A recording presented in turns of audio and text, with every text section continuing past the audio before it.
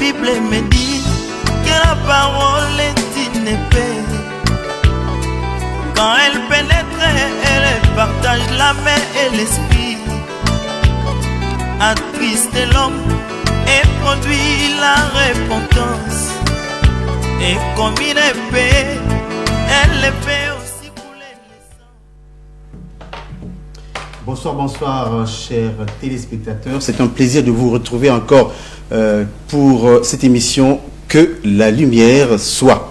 Alors nous sommes présents avec le frère Richard Josué. Bonsoir. Bonsoir, cher ami. Merci. Frère Alain. Docteur Kilmundanga, bonsoir. Bonsoir, frère Alain. Bonsoir, frère Richard. Bonsoir, docteur Kilmundanga. Merci. Bonsoir à tous nos téléspectateurs ainsi qu'internautes. Ah, bien sûr. Merci. Alors nous disions que la dernière fois, il était question de Caïn dans l'Église. Tel a été le thème que vous avez développé lors de la précédente émission. Richard Josué, pour la chute de cette émission. Merci bien, mon très cher frère Alain. Docteur Kilmundanga, lorsque nous bouclions l'émission de la dernière fois portant justement sur Caïn dans l'Église, il était question que les gens soient totalement et bien centrés sur la problématique, parce que Caïn dans l'Église, ça avait forcément chopé plus d'un, mais de par votre érudition et votre développement, on a bien compris que, au fond, cette thématique était d'importance et que ça forçait aussi bien l'admiration des croyants à travers le monde, mais aussi des observateurs du fin chrétien.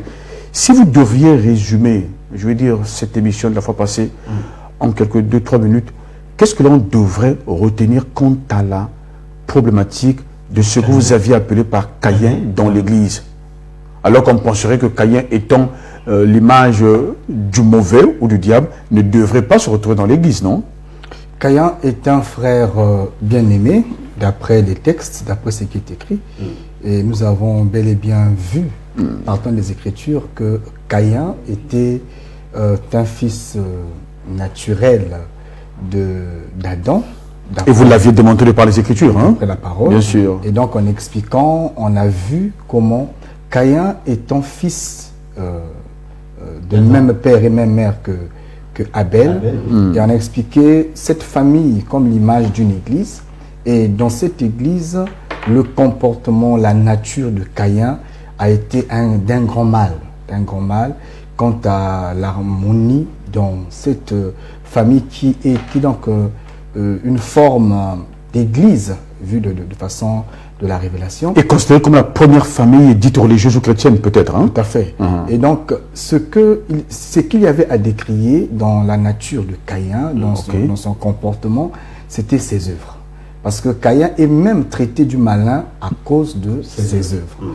Et nous avions ensemble vu, partant de certains épîtres, que Caïn n'avait pas suffisamment de foi. D'après Hébreux chapitre 11, on nous explique que c'est par la foi que l'offrande de Abel a été plus excellent, que Dieu avait agréé, et par rapport à l'offrande de Caïn. Donc l'élément qui avait placé en premier ou encore plus favorable l'offrande d'Abel, c'était la foi.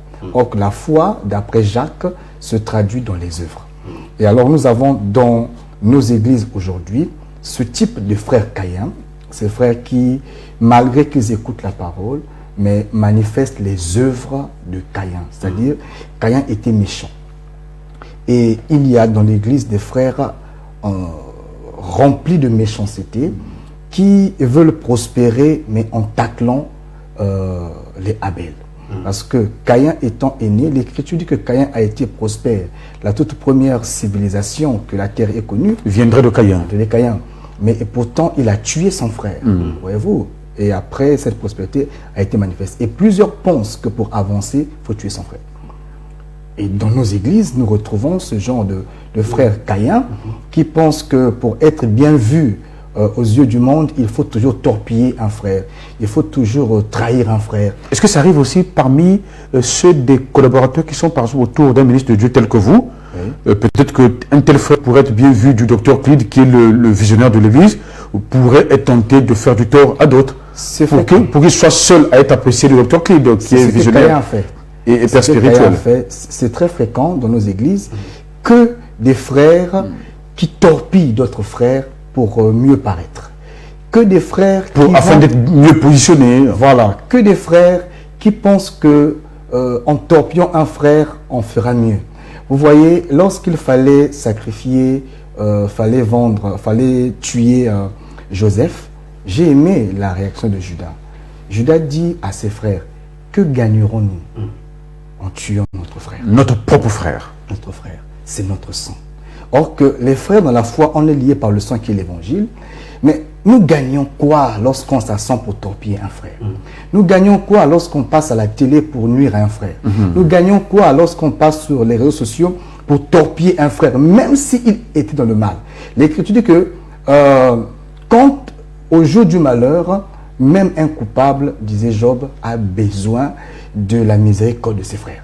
Mais nous sommes cette armée qui tuons à bout portant nos propres soldats lorsqu'ils sont faibles. Et ça, c'est la mauvaise façon de faire, mais c'est un comportement de Caïn. Nous avons dans nos églises beaucoup de Caïns. Et donc, ce message d'autrefois était là pour essayer de réveiller l'esprit du peuple, que nous puissions ne pas nous comporter comme Caïn. Parce que Caïn finira par être chassé. Voyez-vous, et être chassé, c'est être privé de la grâce. Beaucoup de ceux qui se comportent comme ça, même si le monde t'acclame, mais est-ce que Dieu t'acclame? Même si le monde est avec toi, mais est-ce que Dieu est avec toi? Beaucoup sont devenus ministres par la voix de Caïn. Malheureusement. Comment ça, ministre par la voix de Caïn? Malheureusement. Ministre par la voix de Caïn, c'est-à-dire qu'en tuant Abel. Ils se sont imposés en quelque sorte, quoi. Voilà, peut-être qu'ils pensaient qu'il était mieux que le pasteur, et voilà, il a soit torpillé le pasteur, il a soit mis des comptes en jambes, il a soit... D'autres même pour remplacer carrément le pasteur lui-même en personne. Hein? Évidemment, Casser des pots de bananes. des pots de bananes, on peut salir un frère qui est prospère dans la marche. Les gens vont même jusqu'à empoisonner parfois des frères pour remplacer et hériter du ministère. Ça, c'est un Caïn qui tue Abel pour prospérer. À la vérité, il y a Dieu ne prend pas plaisir à ce genre d'actes. L'Église ne serait pas le lieu où on trouverait ces choses. Mais hélas, comme vous savez, l'Église est aussi une carrière, là où on peut trouver des pierres parfois mal formées. Mais la parole est là pour tailler afin que chacun ait une forme utile dans la grande construction. Pardon, frère Alain, Dr. Clive, lorsque vous dites que on finit parfois jusqu'à tuer l'autre, est-ce qu'il y a quelque chose que l'on gagne derrière? Il y a un plan de carrière, il y a de l'argent à gagner dans l'œuvre du ministère. Pourquoi cela? Parce qu'au fond, la raison c'est qu'est-ce qui justifie une telle bataille, une telle lutte dans le ministère, dans l'église, dans les assemblées, dans le champ chrétien? Primo, c'est la jalousie, la haine. Caïn n'a pas supporté de voir son frère prospérer. Caïn n'a pas supporté de voir que son frère soit agréé par rapport à lui. Surtout qu'il était aîné. Et surtout qu'il avait offert en premier. Voyez-vous, il n'a pas compris que l'autre apportait une forme plus excellente. Et lui soit agréé. Plutôt que de... Dieu dit à Caïn, je vois le péché à ta porte, mais domine sur péché lui. tapis à ta porte, donc c'était déjà là. Domine sur lui. Et il dit, pourquoi es-tu inquiet? Et pourquoi ton visage est-il abattu? Si tu faisais bien, le Seigneur, ne serais-tu pas agréable aussi à Dieu? Donc Caïn, plutôt que de tirer des leçons, de faire comme a fait Abel, d'essayer encore une fois, il n'a pas supporté et il a tout fait pour éteindre son frère, et pourtant le frère n'avait rien contre lui. Et vous savez... Jusqu'à attenter à sa vie. Voilà, vous savez, aujourd'hui, nous avons des frères qui ne supportent pas de voir d'autres frères prospérer. C'est l'esprit de Caïn. Je pense que si tu es dans un milieu, dans une église, dans une entreprise, dans un milieu, peu importe, qu'il soit chrétien ou non, si tu sens que ceux qui sont autour de toi ne supportent pas, n'apprécient pas, ne sont pas à l'aise avec le fait que tu prospères, comprends que tu es entouré des Caïns. Est-ce que ça a un rapport avec, avec la prédestination? Est-ce que ce serait écrit dans leur gène, dans leur spiritualité? La prédestination par rapport à cette nature est une notion large. Est une notion large. Ah, mais peut-être que Caïn est une nature et que dans cette posture, les Caïns ne peuvent rien faire d'autre que de faire du mal, que de faire du tort à des abeilles. Dans le contexte de l'enseignement où nous sommes, Ok. Caïn, dans l'église, c'est un frère avec la nature de Caïn. Parce que dans l'église, on n'a pas que des Caïns. On a des Caïns, on a des Judas, on a des Pierre, on a des que voulez-vous qu'on dise? Des Paulons, en fait, comme on dit. Thomas, parce que tous sont dans l'église. Voyez-vous. Toutes celles et ceux qui ont entouré autrefois le maître. On retrouve ces natures dans l'église. Mais pourquoi nous prêchons? C'est parce que il y a parmi ceux qui manifestent cette nature une simple influence. Ce n'est pas que la chose soit innée. Ah, d'accord. Voyez-vous. Il se peut qu'ils soient influencés et en écoutant la parole, ils peuvent se ressaisir. Mais c'est ceux qui sont prédestinés. Donc la réponse, en fait, à la question du frère Richard Joué, en fait, ce seront des réponses. La réponse est au pluriel parce qu'il y aura beaucoup d'aspects de profondeur et de contextualité. Et si on rentre là, vous voyez, nous devons manger la manne du jour. Non, c'est juste parce que certains peuvent se poser des questions à propos pour dire, mais si c'est lié à la prédestination, donc Caïn ne peut rien faire d'autre que de vivre ainsi. Il ne peut pas changer, c'est sa nature. Alors, Seulement, non seulement qu'il y aurait des Caïns qui se repentiront, puisque c'est dans un contexte. Ah, d'accord. Et puis, nous ne pourrons pas tout traiter ici. J'ai dit que Caïn est dans l'église, mais nous voyons aussi Judas dans l'église. Nous voyons aussi plusieurs natures dans l'église, Thomas dans l'église. Nous voyons plusieurs de ces prophètes et apôtres dans l'église. Seulement, dans l'église d'aujourd'hui, je parle, seulement on ne peut tout traiter à la télé. Nous avons un sujet, les fils de Ketura, c'est au pluriel, les fils de Ketura. Le nouveau thème d'aujourd'hui. Et pour Caïn, dans l'église, nos numéros sont affichés au bas de vos postes. Vous pourrez nous appeler hors antenne.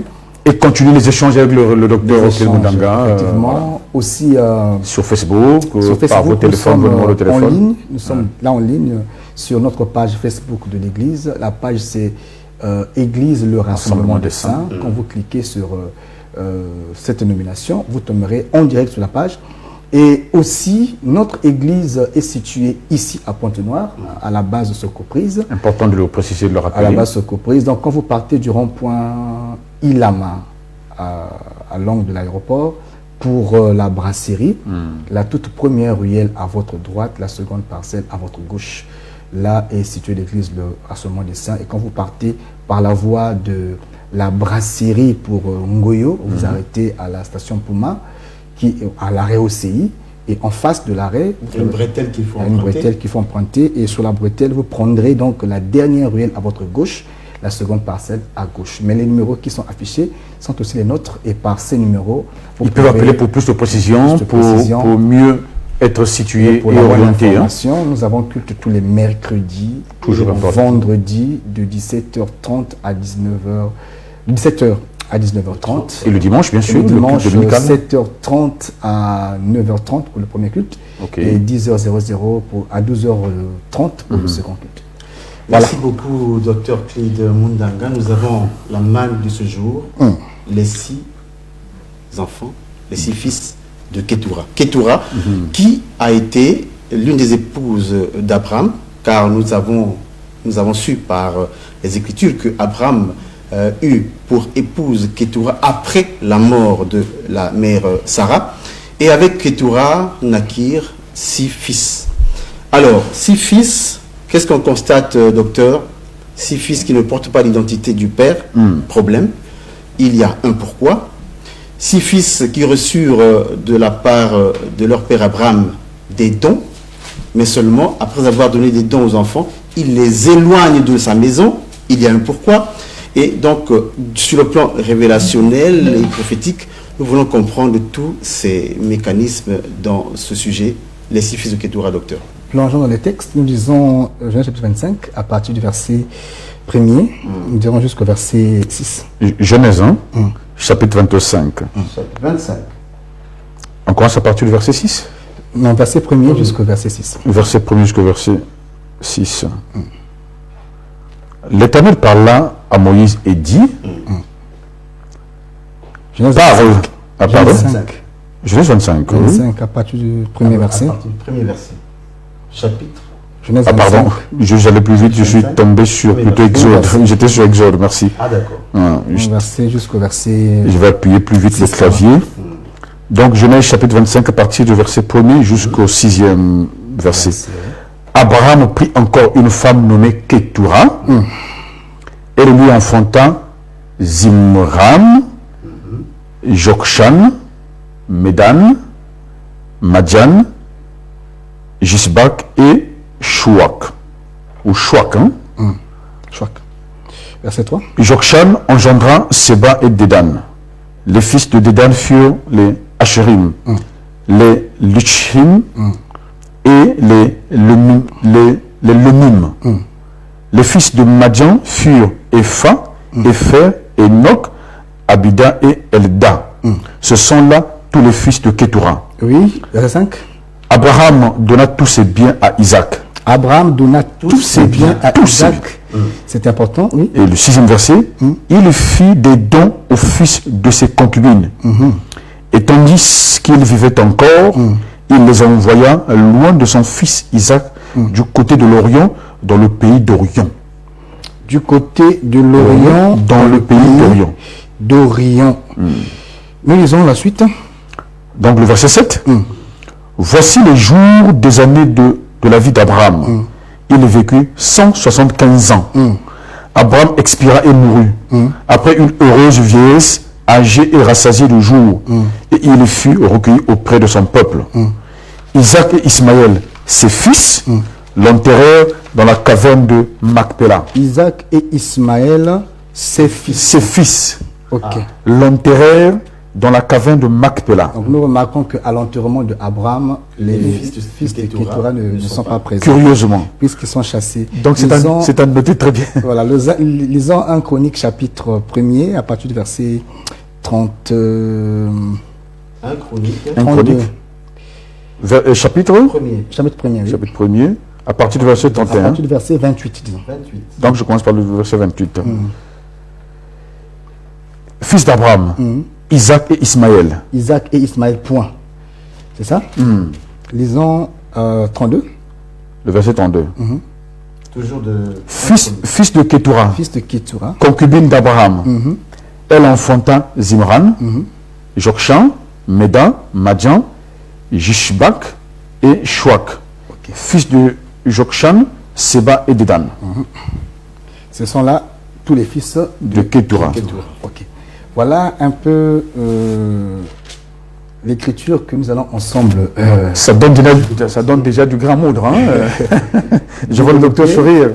Vous remarquerez, frère Richard, frère Alain, qu'on ne peut parler de Ketura sans remonter et visiter rapidement la maison du Père Abraham. Parce que le sens même de Ketura viendrait du sens qu'on se serait fait d'Isaac et d'Ismaël. L'écriture, quand vous partez depuis le chapitre 13 du livre de la Genèse jusqu'à la mort d'Abraham, l'écriture nous relate et nous donne beaucoup d'éléments, parmi lesquels Abraham avait eu 2 fils. Et parmi ses fils, il y avait Ismaël. Et après Ismaël, il y a eu Isaac. Maintenant, l'écriture m'enseigne que Ismaël est né comment? À la 10e année du séjour de Abraham dans le pays de Canaan, en pèlerin bien sûr. Sarah s'impatiente et donc demande à Abraham d'aller avec sa servante, qui est une Égyptienne. Pour lui donner un enfant. Et de cette relation entre Abraham et la servante de son épouse. Abraham et la servante de son épouse appelée Agar, bien sûr. La 10e année naîtra donc Ismaël. Et 14 ans plus tard, parce que il faut noter les chiffres, c'est très important. 14 ans, évidemment. 14 ans partant de la naissance d'Ismaël. 14 ans plus tard, l'écriture m'enseigne que Isaac donc naîtra. Mais quand Isaac sera sévré, l'écriture m'enseigne que quand Isaac sera sévré, parce que, repartons un peu, lorsque l'enfant est encore dans le sein de sa mère, il y a eu donc jalousie, Et la femme elle a fui sa maîtresse, donc Agar. Donc Agar, la servante, a fui sa maîtresse Sarah. Et là où elle est allée, Dieu lui est apparu en lui disant, mais où vas-tu? Elle dit, je fuis ma maîtresse qui me maltraite. Dieu dira donc à cette dernière, non, retourne et soumets-toi à ta maîtresse, car cet enfant que tu portes, j'ai fait alliance avec lui, il sera une grande nation, un grand peuple. Ça, c'est Ismaël. Ça, c'est Ismaël. Dieu rassure que cet enfant-là, peu importe les circonstances, Dieu le reconnaît et fait alliance avec lui. Donc, il retourne dans la maison. Et 14 ans après la naissance, Dieu va donc accomplir la promesse faite aussi à Sarah. Et Sarah, à 90 ans, tombera enceinte pour mettre au monde Isaac. Et donc, à la 100e année, l'enfant devait être sévré. Et le jour du sévrage, Abraham a organisé un festin. Un très grand festin. Et pendant le festin, Ismaël va se moquer donc du festin et donc de l'enfant. En fait, du festin organisé en l'honneur d'Isaac, en fait. Voilà. Et là, leur maman, donc Sarah, ne va pas supporter ça.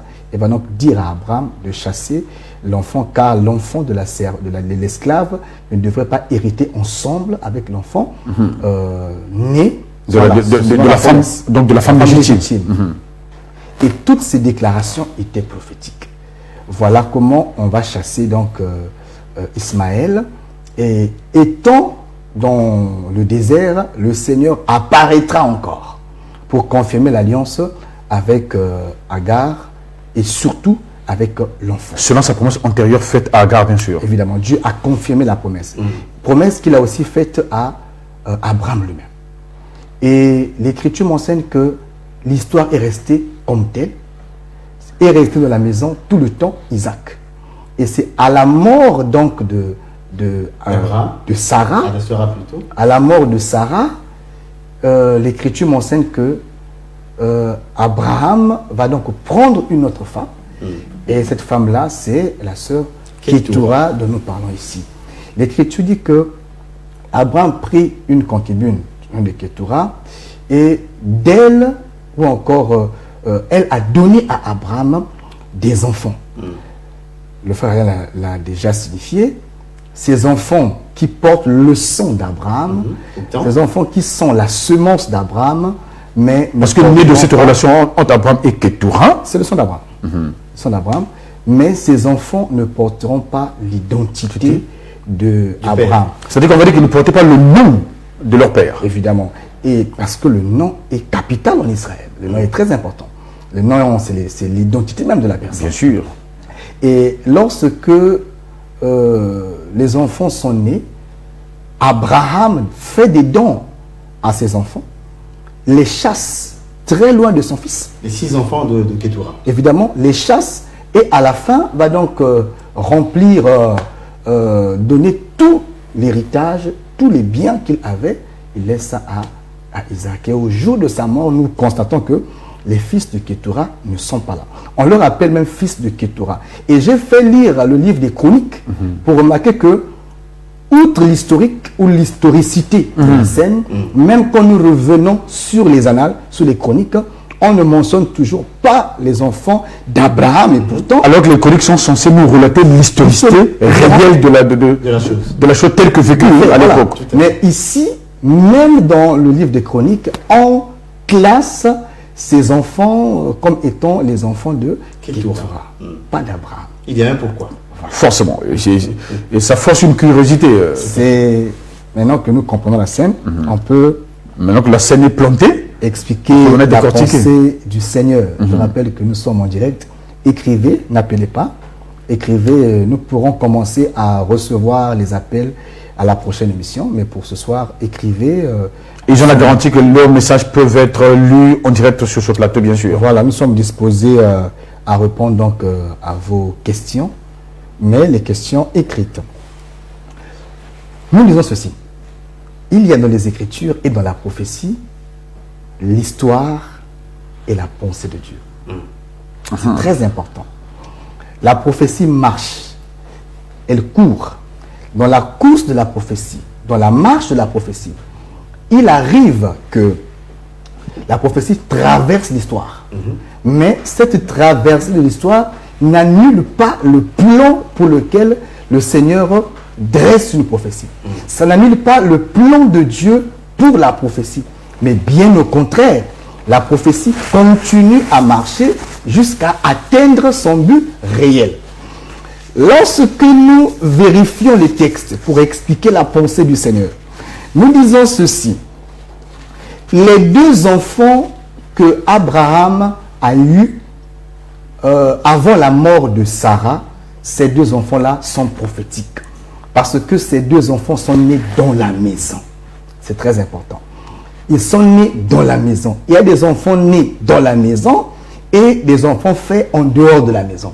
Les 2 enfants qu'on cite dans les chroniques, dans les annales d'Israël, c'est-à-dire Isaac et Ismaël, évidemment, sont des enfants nés dans la maison. D'abord, c'est un point capital.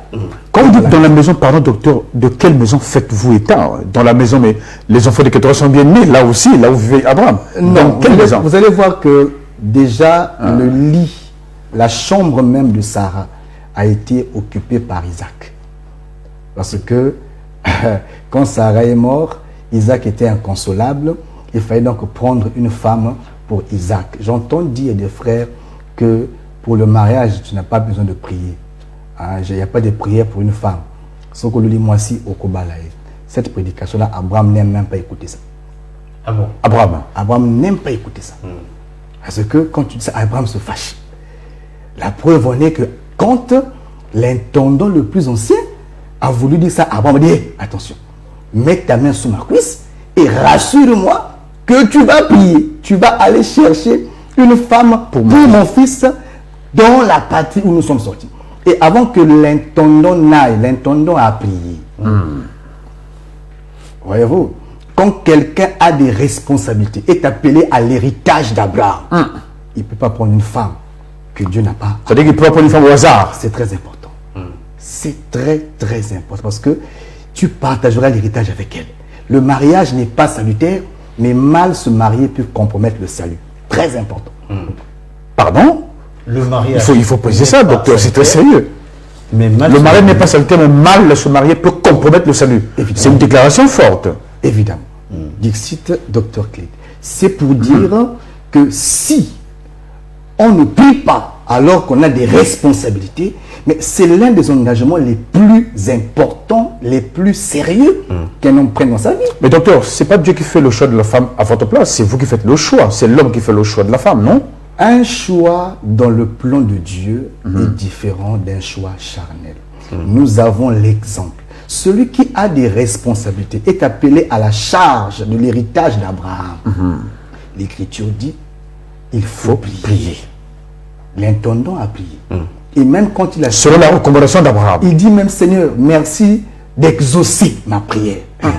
Oui, donc c'est très important. Donc on peut prier pour une femme. C'est très important. Il ne faut pas dire non, bien aimé, depuis que Adam avait accusé Dieu. Ça, ce sont des raisonnements d'après les textes. Quand Abraham apprend ça, il se fâche. Parce que Abraham a dit à l'intendant, garde, fais attention à toi, d'emmener mon fils là-bas. Et quand l'intendant a vu le poids, la charge de la responsabilité, il dit non Seigneur, aide-moi, conduis-moi. Que la femme qui donnera l'eau à moi et à mes chameaux, la première femme qu'il fera, vraiment qu'elle soit la femme de mon Seigneur, ton serviteur Isaac. Cela est important. Il a prié et Dieu a exaucé sa prière. Donc Sarah, c'est l'exaucement, je veux dire Rebecca, c'est l'exaucement d'une prière. La prière de l'intendant. Voilà. Les hommes ne prient plus pour se marier. Voilà pourquoi aujourd'hui, nous avons des divorces jusqu'à la tête de nos églises. Alors que l'Écriture dit que celui qui répudie sa femme pour une faute quelconque, pour en épouser une autre, commet un adultère. Celui aussi qui épouse une femme répudiée commet un adultère. Je ne sais pas ce qu'on fait de ce verset. Mais qu'est-ce qui nous conduit à ça? C'est parce que on s'est décidé de ne plus prier. Olingo bala, lula bala, lula loba. Mais ça ne suffit pas. Il faut prier. Voyez-vous, il faut prier. Parce que si Dieu t'a conduit, il pourrait y avoir des problèmes. Mais Dieu te soutiendra. Pourquoi avons-nous aujourd'hui que des mariages qui finissent par se casser, que des divorces dans le milieu chrétien? Et on peut même dire qu'aujourd'hui, dans nos mairies, on constate plus de divorces chrétiens que laïcs. C'est criard. C'est criard. Qu'est-ce qui s'est passé, docteur Clément? Mais quand on ne veut plus prier, quand on ne veut plus faire comme Abraham, quand Abraham n'est pas content de toi, tu vas divorcer. Il faut que Abraham soit content de toi. Par rapport à la prière qu'on aura élevée pour... Moi, je suis allé Missingaï. Et Sylvianaï. Mais est-ce que tu sais que Mokambi à Kabanana, moi, c'était. C'est écrit. Le visionnaire. C'est écrit. Le missionnaire de Dieu. Voyez-vous, répudier une femme. L'écriture dit ceci. Celui qui répudie sa femme l'expose à devenir adultère. Matthieu chapitre 5. Même quand elle est prise en flagrant délit d'adultère. Voilà pourquoi le choix revient à l'homme. Soit de la pardonner, la préserver, soit Pour le Seigneur, pour son salut aussi, parce que c'est lié au salut, soit l'exposer parce qu'on ne peut plus la supporter. Mais à cet instant-là, la femme est exposée. Elle n'est pas, mais elle est exposée à devenir adultère. Parce que le cas où elle se remariait, la Bible dit, elle est déjà en adultère. voyez-vous, Alors qu'on penserait que se remarier signifie régler le problème, non? aujourd'hui, quelle est la prédication qui est dans nos églises? Si avec la femme ça ne marche pas, prends une autre. Voyez-vous? Voilà comment on peut changer des épouses comme on changerait des vestes. Mais écoutez, que dit l'Écriture à ce sujet? Que dit l'Écriture à ce sujet? Celui qui répudie sa femme, sauf pour une faute, pour adultère, pour en épouser une autre, commet un adultère. Mais combien de femmes, combien de sœurs ont été répudiées parce qu'elles ont tout macasse? Allah m'a bien dit. Mais pendant le fiançailles, n'as-tu pas vérifié que Allah m'a bien dit? Le fiancé peut se rompre, oui, mais pas. Mais peut-être que la sœur jouait au cache-cache et n'avait pas sorti son grand jeu. Alors là, le mariage. Là, tu supporteras la femme. Ça sera pour toi une carie osseuse, d'après l'Écriture. Or, quand la carie est dentaire, tu peux l'enlever. Mais si elle est osseuse, peux-tu l'enlever? C'est pas évident. Alors, donc, nous allons revenir sur les tu vivras avec, voilà la parenthèse. Mais cette ouverture est très importante d'un point de vue justement de l'ordre dans l'Église, pour ainsi dire, notamment dans le champ chrétien. Une ouverture C'est très une question d'importance. C'est deux poids, deux mesures. Surtout quand ça touche le ministère et la vision. Eh oui, évidemment. Mais pas seulement le ministère, même les frères et les sœurs doivent bien réfléchir avant de se marier. Et une fois engagés, doivent savoir que leur salut maintenant commence à en dépendre. Là, c'est véritablement pour le meilleur ou pour le pire. C'est là que ça prend tout son sens. Ah oui, j'ai écouté quelqu'un dire non, je veux vous marier pour le meilleur et pour l'éternité. Il dit voilà encore un extrait. Qui lui a dit que le mariage est éternel? Oui, comment il a dit des choses qu'il ne maîtrise pas. Le mariage s'arrête avec la vie terrestre. Non seulement vous dites qu'il n'est pas éternel, mais vous avez dit, le docteur dit que le mariage est charnel. Il est charnel. Grave déclaration. Charnel. Il est charnel. Voyez-vous que quelqu'un dise du haut du prêchoir, je vous bénis et que votre mariage soit béni pour le meilleur et pour l'éternité. Parce que les enfants de Dieu, ce n'est pas le pire. Je ne sais pas s'il comprend ce qu'il dit. Je ne sais pas s'il a lu sa Bible. Il y a beaucoup de questions. Est-ce que ce n'est pas un problème de niveau d'instruction aussi du serviteur de Dieu à ce niveau-là quand même? Je me réserverai de parler d'instruction. Pierre n'a pas eu d'instruction. Pierre a compris la pensée de Dieu. Parce qu'on comprend la pensée de Dieu pas avec l'instruction de l'école qu'on nous présente, mais avec la sagesse que Dieu donne à son serviteur. Donc avec l'esprit. L'Écriture dit, on a dit à Jésus, un homme a eu cette femme. C'est-à-dire qu'une femme a eu 7 maris. Le premier est mort d'après la loi du Lévira, a donné donc le frère cadet a pris la femme. Après, l'autre il est mort, l'autre frère cadet a pris la femme. Oui. Alors 7 ont porté la même femme. Alors Seigneur, au jour de la résurrection, lequel des 7 sera époux officiel de cette femme? Le maître leur a regardé et dit, vous ne comprenez ni les Écritures ni la puissance de Dieu. Voyez-vous? Qui vous a dit qu'on va se marier là-bas? Qui vous a dit que le mariage sera éternel? vous ne comprenez ni les Écritures, Ni la puissance de Dieu. donc ceux qui disent à longueur de journée, je vous marie pour le meilleur et pour l'éternité, le Seigneur leur dit ce soir, qui vous a dit qu'on se marie pour l'éternité? Vous ne comprenez ni les Écritures, ni la puissance de Dieu. Il faut recadrer le tir. On se marie pour le meilleur et pour le pire. C'est normal. Dans la vie humaine, charnelle et terrestre. Dans toute vie, il y a un meilleur et un pire. On ne va pas changer la logique du monde. Dieu l'a construit comme ça. Quand rien ne marche, c'est ça le pire. Mais il faut être capable de s'aimer même dans le pire. Je ne sais pas comment on a compris cette expression. Il n'y a pas de péché en ça. Dans toute vie, d'ailleurs, le pays de Canaan, c'est un pays de montagne et de vallée. Même dans la foi, il y a le pire. Il y a le jour, il y a la moisson, il y a le jour, il y a la galère de la maison, la vie doit continuer. Évidemment. Cela aussi est une dérive qu'il faut corriger. Donc nous disons que, quand nous revenons dans les textes, Abraham a eu donc ces deux femmes. Maintenant, les fils de Kétura viendraient après la mort de Sarah, pour me répéter. Pourquoi Abraham ne peut pas donner son identité aux fils de Kétura? Qui sont pourtant ses enfants nés de lui, sortis de lui, engendrés par lui. Évidemment. Abraham est conscient que Dieu ne lui a donné que deux Fils. postérités. Depuis le chapitre 13, Dieu dit à Abraham, sors. Abraham est sorti. Abraham a vu le sable de la mer. Dieu lui a dit, si on peut compter le sable, alors on comptera aussi ta postérité. Après, Ça, c'est avec Ismaël. voilà. Dieu dit encore, sors. Quand il sort, il dit, est-ce que tu peux compter les étoiles du ciel? Il dit, oh Seigneur, si on peut compter les étoiles du ciel, alors on comptera aussi ta postérité. Deux. Dieu s'arrête là. Là, c'est Isaac. Dieu donne à Abraham la terre et le ciel. C'est tout. Il donne à Abraham deux postérités, une qui est terrestre et l'autre qui est céleste. L'accord avec Dieu et Abraham s'arrête là. Maintenant, au temps de l'accomplissement, le premier qui viendra, nous allons comprendre que c'est le terrestre, et le second qui viendra, on comprendra que c'est le céleste. Alors, dans la suite de l'histoire, c'est Ismaël qui est venu en premier. Donc, Ismaël, c'est le terrestre. Voilà pourquoi il était né quant à la chair. Donc, la chair est terrestre. Et le second sera né quant à la foi et à la promesse. Celui-là est céleste.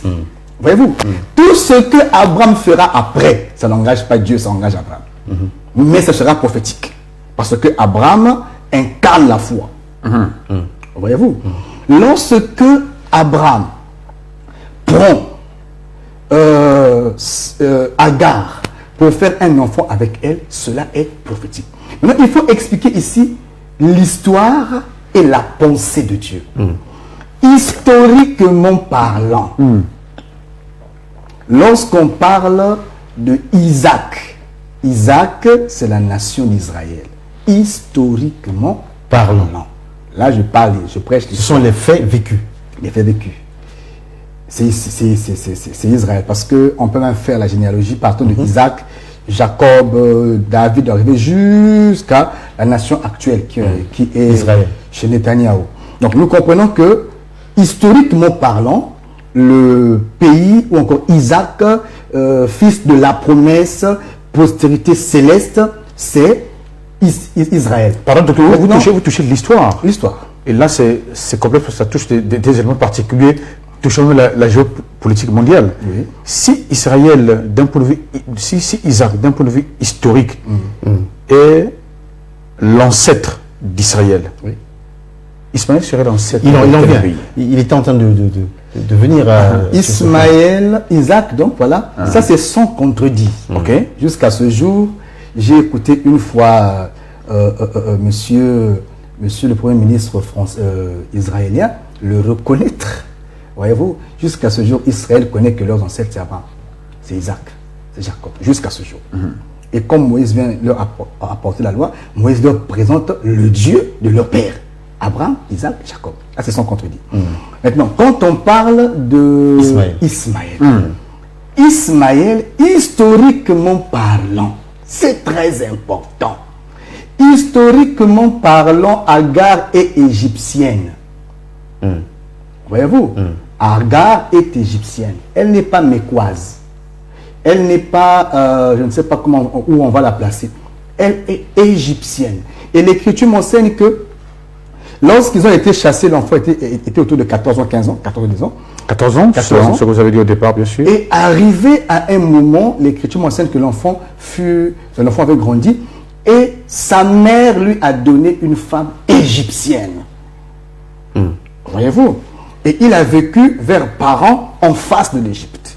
Il a passé toute sa vie là-bas, d'après les textes. Il reviendra enterrer son père. Et la suite, l'Écriture nous parle très moins de Ismaël. Mais on sait que l'héritage qu'il avait donc eu, il est allé évoluer par sa mère, là-bas, de femme égyptienne, de mère égyptienne, vous comprenez un peu la pensée. La suite, on ne nous parle pas historiquement. C'est vrai que nous entendons beaucoup, mais j'entre pas là-bas. On entend beaucoup avec Ismaël, mais quand je dis... C'est tellement une cafouille, c'est... Voilà, rien ne peut se prouver, rien ne peut se démontrer, mais beaucoup se réclament d'Ismaël. Je rentre pas dans ce débat-là, mais nous savons qu'Ismaël n'était pas mécoise, il était allé vers l'Égypte, d'après l'Écriture. Enfin, pardon, docteur, je vais poser la question. Les musulmans sont convaincus d'être des descendants d'Ismaël. Est-ce que c'est faux? Il faut poser la question. Je ne suis pas musulman. Et les Écritures ne parlent pas de l'islam. Il faut être clair. En fait, la Bible ne parle pas d'islam. Non, parle pas. En tout cas. Donc, je me réserverai d'entrer là-bas, puisque dans les Écritures, aucun verset ne parle de l'islam. Vous refusez de son prophète. Vous refusez d'aborder ce qui n'est pas scripturaire. C'est pas écrit. Nous prêchons ce qui est écrit. Ce qui n'est pas écrit, on ne prêche pas. Soit. Et donc, à eux, ils savent ce qu'ils disent. Mais dans les textes, ce n'est pas écrit.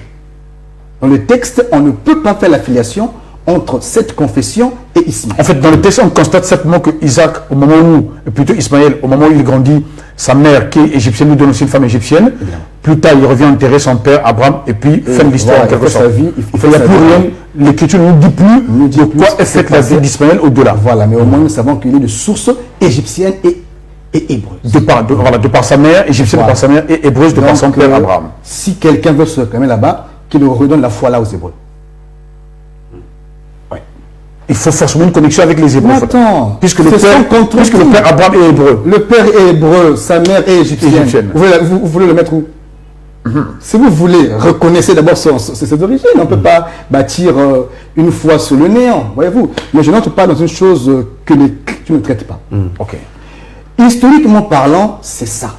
Mais prophétiquement parlant, ça n'a rien de ce que l'histoire nous relate. C'est-à-dire, là, on entre dans la pensée du Seigneur. Dans la pensée de Dieu.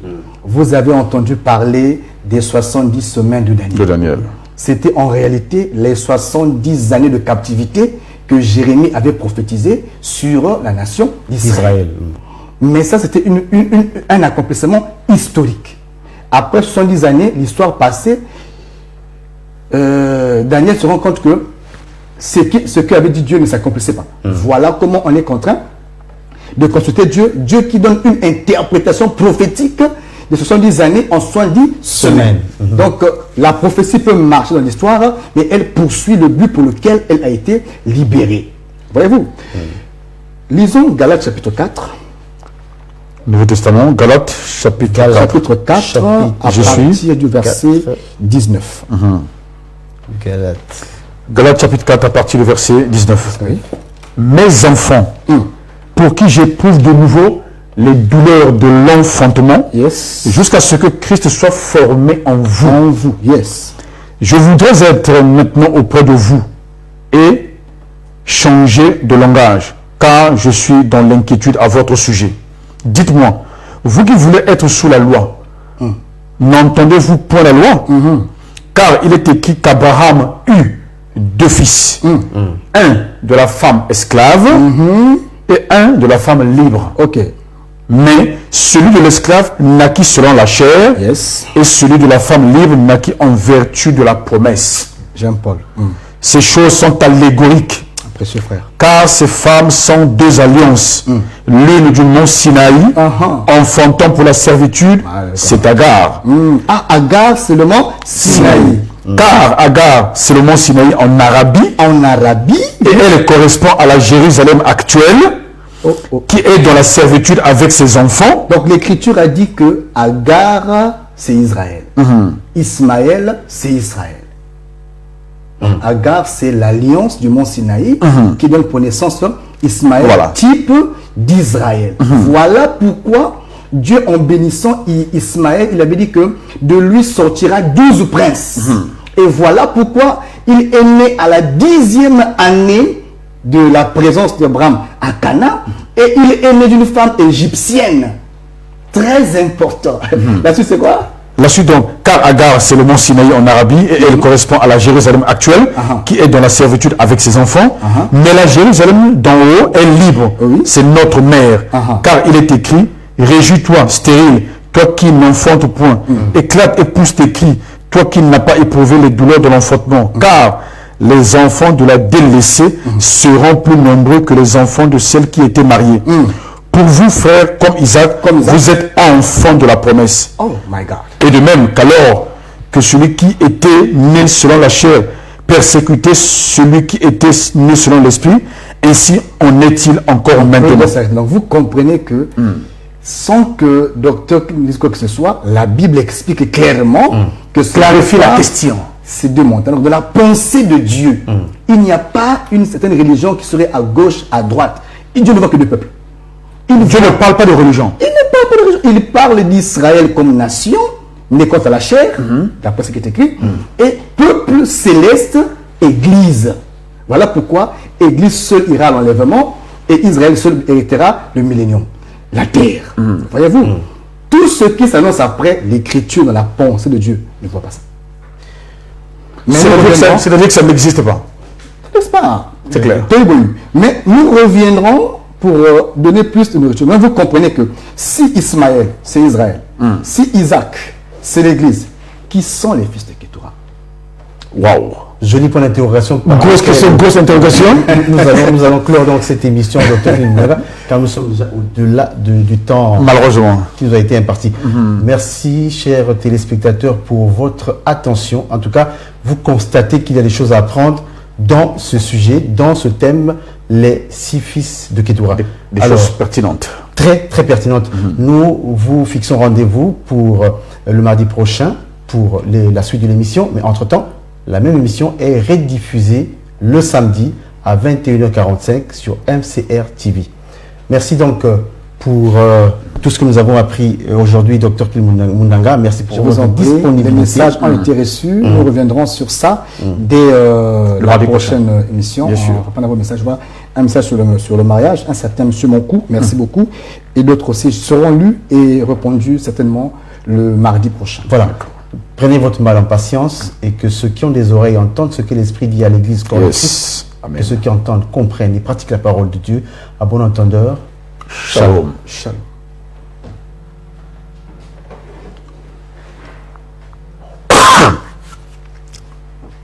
Qu'est-ce qui s'est passé là? Non, il était un peu loin de la région. Allô? Hein? Il a dit que... Ah oui, voilà. Ah, mais bien sûr. Hein? Oh là là. Non, ça va. Après, bon. Tu rattrapes ça sur les réseaux sociaux. Les gens savent que c'est 21h00. S'il vous plaît, Doc, expliquez clairement le servage d'Isaac. C'est pas mon terme.